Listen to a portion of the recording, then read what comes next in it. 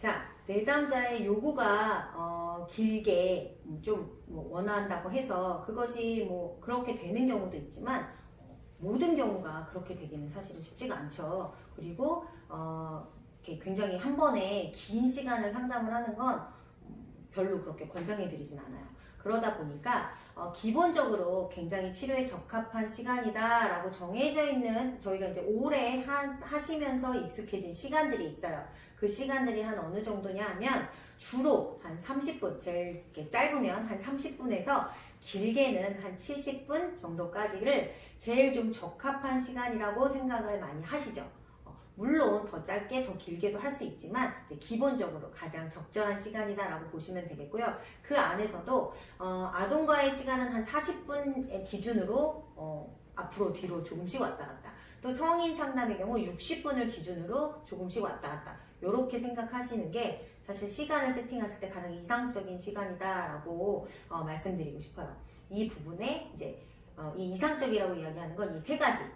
내담자도 자신의 이야기들을 좀 할 수 있는 시간이 될 수 있고, 그 다음에 치료사의 역량, 치료사가 내담자의 이야기를 들어주는 그 부분에서도 이 정도, 그리고 제일 중요한 또 하나의 요소가 이 세 가지 중에 현장의 방침이라는 것이 있어요. 그러니까 그 상담 장면이 이루어지는 곳이 어디냐에 따라서 이거는 내가 원하는 것이 아니라 내가 정하는 것이 아니라 자동으로 결정이 되는 경우도 있는 거죠. 예를 들면 학교 세팅 같은 경우에 학교 수업 시간이 정해져 있어요. 그런데 내가 원한다고 그 시간을 늘릴 수도 없고, 또 내가 힘들다고 그 시간을 줄인다면 그거야말로 치료사의 역량에 문제가 있다, 이런 이야기를 들을 수밖에 없는 상황인 거죠. 그래서 이 세 가지가 다 적절하게 이루어졌을 때, 이제 다 잘 융합이 됐을 때 치료 시간이 결정이 되겠죠. 그래서 이 부분을 체크하고 넘어가셔야 할 것 같고요.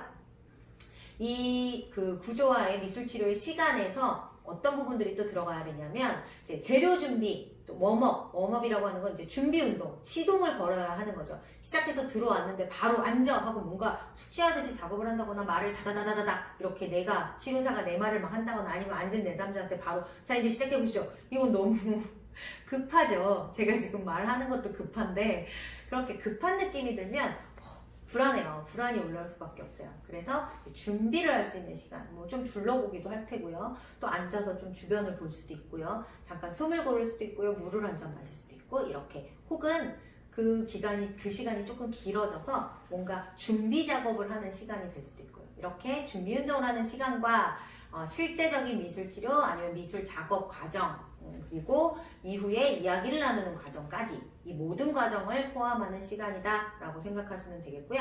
근데 이제 이 시간이 앞에서도 말씀드렸던 것처럼 이제 개인, 집단, 또 성인, 아동, 그리고 환경의 세팅에 따라서 얼마든지 조절이 가능하고 좀 유동적으로 이루어져야 한다는 거, 그 부분에 대해서도 기억을 하고 고려해 주셔야 하고, 그래서 그것을 다 고려한 상황으로 시간을 정해서 내담자와 상의를 하셔야겠죠.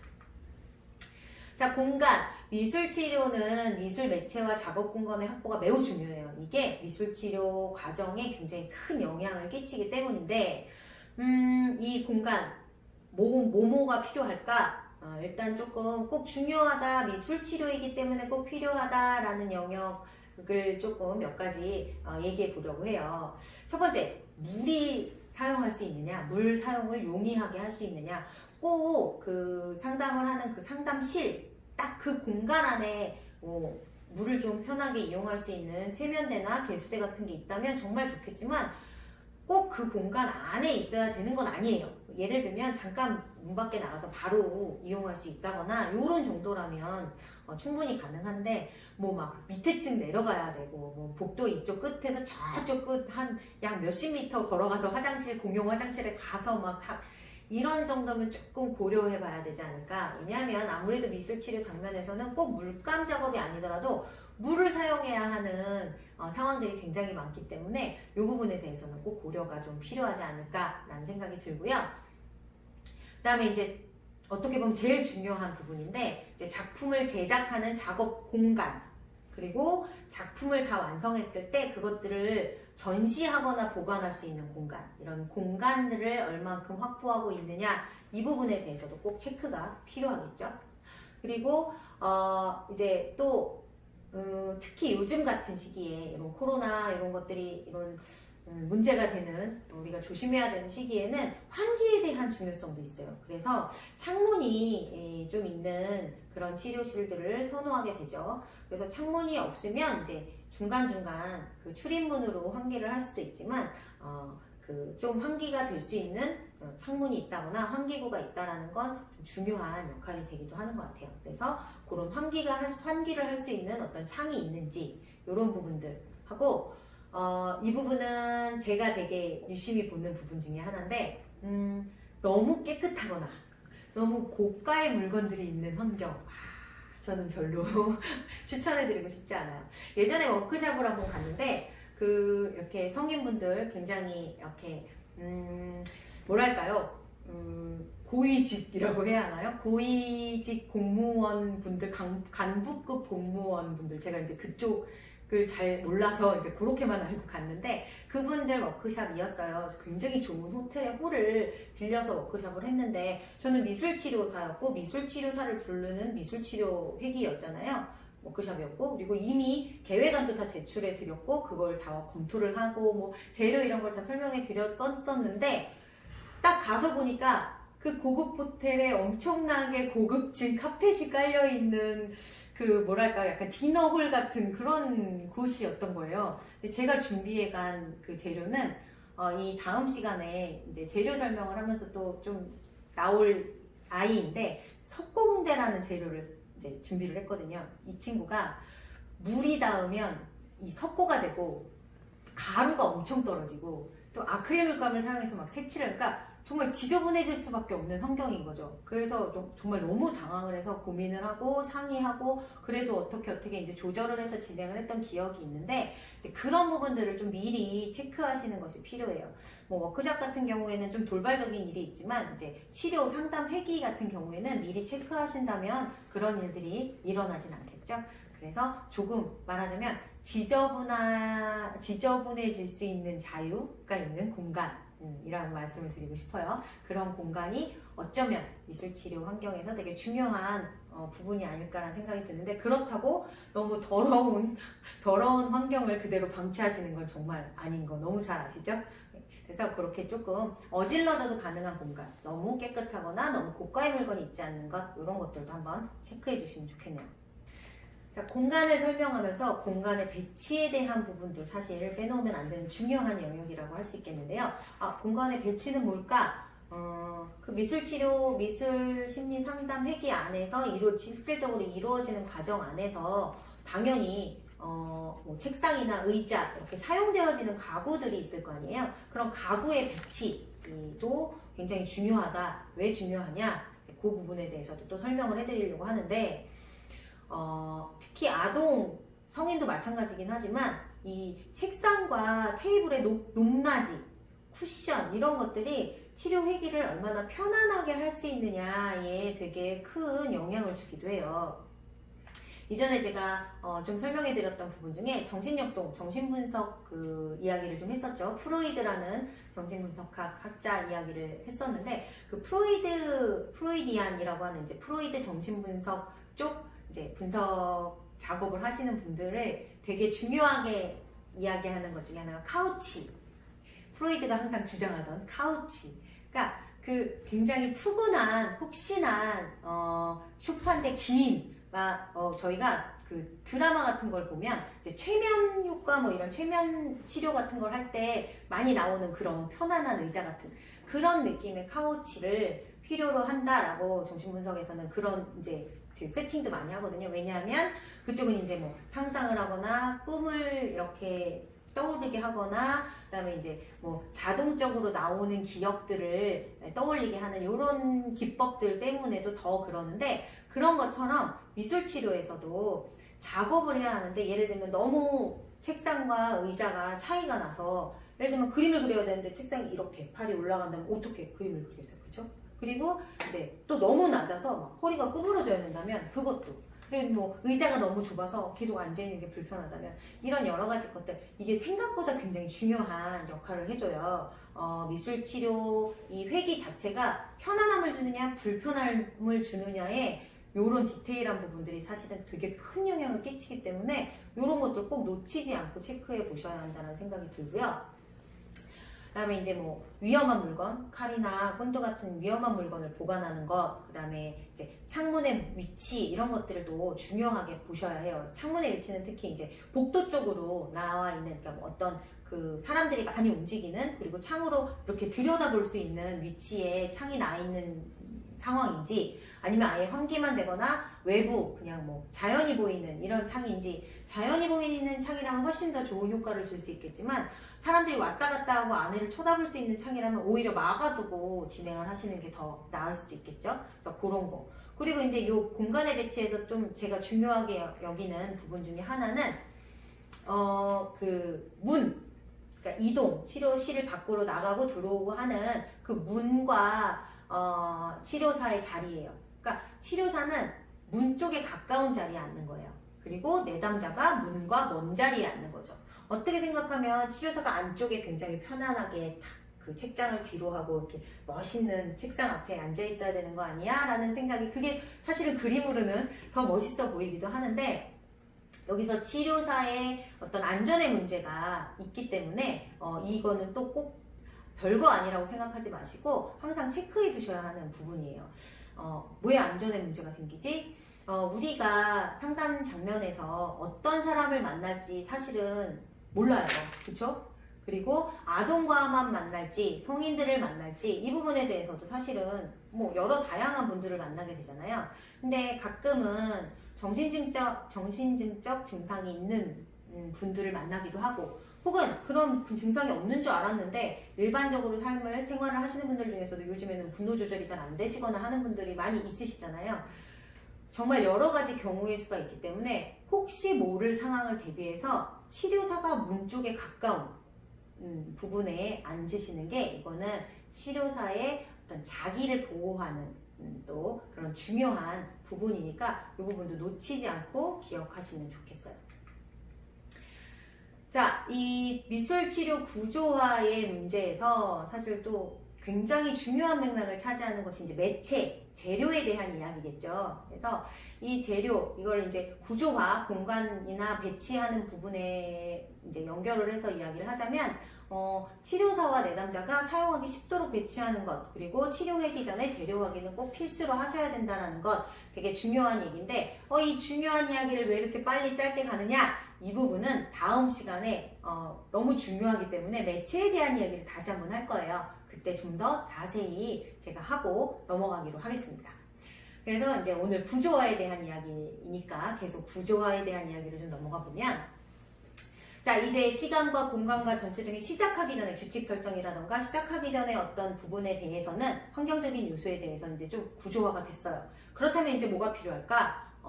구체적인 회기의 계획이 필요하겠죠. 어떻게 진행할 것인지, 이 미술치료 회기를 내가 어떻게 진행할 것인지 이 부분에 대한 계획이 필요해요. 이 부분의 계획 가장 중요한 건 뭘까요? 제일 처음에 해야 하는 거, 치료 목표의 설정.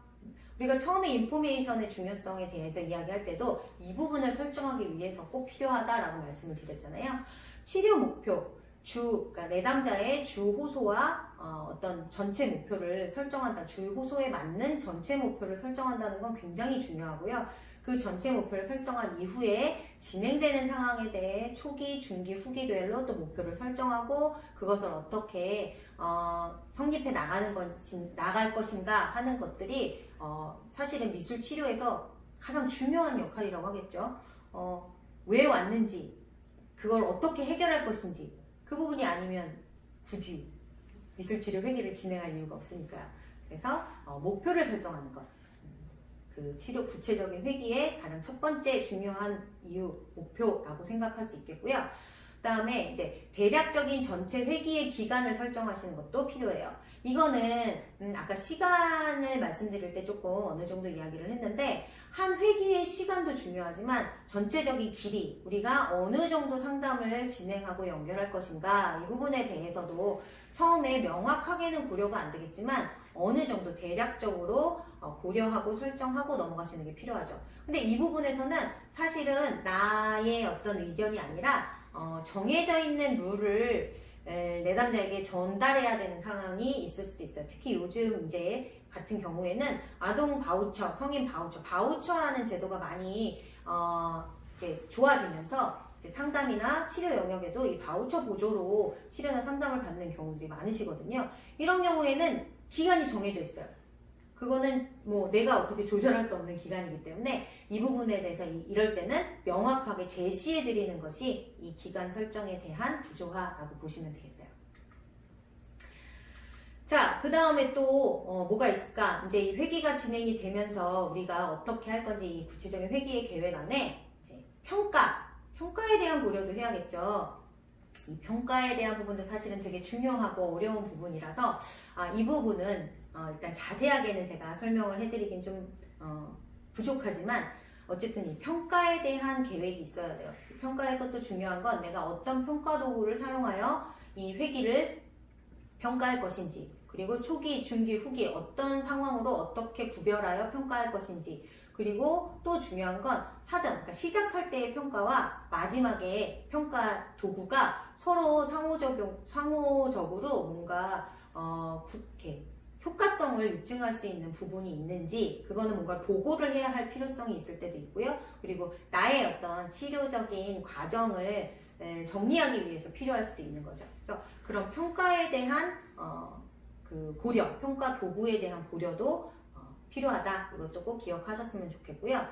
그 다음에 또 하나는 이제 특히 이거는 이제 개인 그 상담에서는 조금 고려가 안 되는 경우가 많고 굳이 고려하지 않아도 되는 경우가 많지만 이제 그룹이나 집단, 워크샵 이런 쪽에서는 꼭 고려하셔야 되는 부분인데 보조치료사 혹은 관찰자가 함께 치료에게 들어올 것인지 그렇다면 그들의 역할을 어디까지로 정해서 얼만큼 같이 발을 맞춰 손발을 맞춰 치료 회기를 진행할 것인지 이 부분에 대해서도 꼭 시작하기 전에 사전에 합의가 필요한 부분이죠.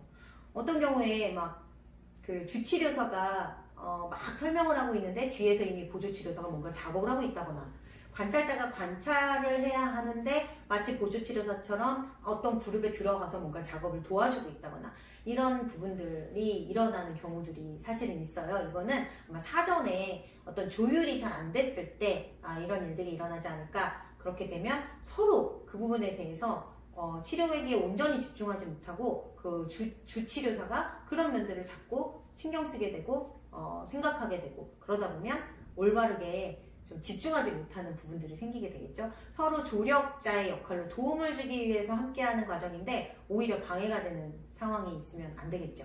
이 부분에 대한 고려도 꼭 미리 확인하시고 진행하셔야 된다라는 생각이 들고요. 자, 이제 조금밖에 남지 않았습니다. 힘을 내시고 중요한 부분들이니까 또 끝까지 들어주세요. 자, 이제 정말 중요한 작품을 어떻게 다룰 것이냐라는 문제에 대해서 또 고민하고 시작할 때 구조화하시고 들어가셔야 된다고 생각해요. 물론 이 부분은 중간에 변경이 되기도 해요. 또 마무리 때 좀 조율이 되기도 뭐 언제든지 약간 변화의 요소는 있지만 그렇다고 해서 변화될 거니까 시작부터 아예 안 하고 간다라는 건 사실 말이 안 되잖아요. 그래서 작품을 어떻게 다룰 것인가, 작품을 다루는 거에 있어서의 문제, 일단 처음 내담자들의 작품에 대한 권리를 인정해줘야 해요. 그리고 이 부분을 명확하게 전달해 드릴 필요가 있어요. 무슨 말이냐? 내담자들이 자기 작품을 가져갈 수도 있고 또 보관해달라고 혹은 전시해달라고 요구할 수도 있어요. 그 부분에 대해서 그럴 수 있습니다 라고 미리 말씀드리고 그렇다면 가져가시는 건 또 문제가 안 되지만 보관하거나 전시할 때는 그 기간에 대해서 그리고 그 보관 방법에 대해서도 먼저 미리 말씀을 드려야 되는 거죠. 그래서 전시를 할 수 있는 공간이 있다면 원하시면 전시를 할 수도 있고 그렇지만 그 전시를 언제까지 어느 정도의 기간 이후에는 그 작품을 폐기할 수도 있다라는 이야기를 꼭 해드려야 해요. 그래야 내담자가 그거를 그 폐기 전에 가져가시던지 아니면 그냥 폐기하도록 두시던지 이걸 미리 결정하고 생각할 수 있게 해드려야 하고 작품은 굉장히 중요한 역할인데 그렇다고 해서 모든 내담자의 작품을 언제까지 어디에다 다 보관을 하시겠어요. 그죠? 그래서 이 부분 내가 가능한 기간들과 그 보관할 수 있는 그 상황들을 미리 파악하셔서 내담자와 치료 세팅을 구조화하실 때 미리 잘 이야기하고 전달하셔야 된다는 거. 이 부분도 꼭 기억해 주시면 좋겠어요. 자, 마지막으로 구조화에 있어서 꼭 필요하고 꼭 받으셔야 하는 거, 동의서 문제가 있어요. 동의서 많이 들어보셨을 텐데 요즘엔 뭐 어디 뭘 하든 동의서라는 거 많이 쓰잖아요. 미술치료, 미술상담에서도 마찬가지예요. 이 동의서가 반드시 있어야 돼요. 이 동의서 안에는 뭐가 있어야 하냐면 미술치료를 진행하게 되는 부분에 있어서 구조화한 사항들에 대한 내용을 정리해서 동의서를 작성하고 그 동의서를 그 회기가 미술치료 상담이 끝날 때까지 반드시 보관하셔야 돼요. 그거는 이제 내담자에게도 드리는 경우, 서로 사인해서 마치 계약서처럼 서로 사인해서 각자 보관을 하는 경우도 있거든요. 그래서 그런 것들도 뭐 나쁘지 않은 방법이라고 생각을 해요. 그 동의서 안에 이제 들어가는 여러 가지 항목들이 있지만 그 안에 이제 치료사의 입장에서 꼭 넣어야 하는 건 작품에 대해서 자료를 수집하는 경우 그 부분에 대해서 동의를 받는 거죠. 사진을 찍어 놓는다거나 내가 뭔가 연구 목적으로 연구 자료를 활용할 때 이것을 동의하신다라는 그 동의를 시작부터 이제 받아 놓으셔야 되는 부분이에요. 이게 우리가 처음에는 비밀 보장이기 때문에 뭔가 이런 거 당연히 뭐 내담자 건데 뭘 쓰겠어 라고 하시지만 하다 보면 이 작품이나 작품 사진이 치료 회기를 위해서 또 어떤 다른 저와 같이 이제 다른 분들에게 또 이 미술치료라는 과정을 좀 더 자세히 알려드리기 위해서 자료로 사용해야 되는 상황들이 분명히 발생하게 돼요. 근데 그럴 때 이 동의서가 없다면 그거야말로 진짜 무단으로 사용하는 게 되고 비밀 보장에 대한 어떤 신뢰가 깨지는 부분이 되기 때문에 이 부분은 반드시 확인하고 체크하셔서 그 항목에 넣으시고 동의를 받아 놓으셔야 하는 부분이죠. 그리고 지금 말씀드렸던 미술치료 회기 내에 비밀 유지에 대한 내용은 반드시 필요해요. 이것은 이제 내담자의 권리를 보호하는 거죠. 내담자분이 이 미술치료, 미술심리 상담을 참여하시는 그 모든 과정은 저는 치료사로서 모든 과정의 내용을 비밀로 지켜드릴 것을 저는 동의합니다 라는 동의서를 쓰시는 거예요. 그래서 어떤 상황에 뭔가 전달을 해야 되는 내용이 있다면 그거는 미리 그 내담자의 동의를 또 다시 이런 부분은 뭐 예를 들면 보호자에게 이야기하도록 하겠습니다. 뭐 이런 괜찮겠습니까? 이런 동의를 얻어서 진행을 하시는 거죠. 이거는 이제 내담자의 권리라고 한다면 이 동의서는 내담자를 위함도 있지만 치료사를 보호하기 위한 장치이기도 해요. 이런 동의서를 제대로 받아놓지 않아서 예전에는 약간 힘들지만 뭔가 그 고소사건에 휘말리거나 이런 경우들도 치료사분들이 간혹 있었다고 저도 들었거든요. 그거 정말 너무 슬픈 일인 거잖아요. 그래서 그런 부분들을 미연에 방지하기 위해서 이거는 서로에게, 내담자와 치료사 서로에게 꼭 필요한 약간 그 치료회계의 계약서와 같은 역할을 해준다. 그래서 이 동의서가 반드시 필요하다라는 거 꼭 기억해 주시고요. 어떻게 열심히 달려오셨어요. 그죠? 오늘도 이번 시간에도 미술치료 구조화에 대한 이야기를 열심히 잘 들어주셨는데 항상 하는 이야기죠. 모든 과정에서 막 다 외우려고 하시지 말고 그러면 너무 질려요. 그러니까 계속 그냥 처음에는 좀 이해가 안 되시더라도 이렇게 무르르듯이 한번 쑥 들어보시고 반복해서 여러 번 집중하기보다 그냥 이렇게 반복해서 들어보시다 보면 오히려 그 부분에 대한 이해가 좀 더 되시지 않을까라는 생각이 듭니다. 기대를 하고요. 열심히 하실 거라 기대를 하고 그러면 이번 시간에도 열심히 해주셔서 감사합니다. 수고하셨습니다.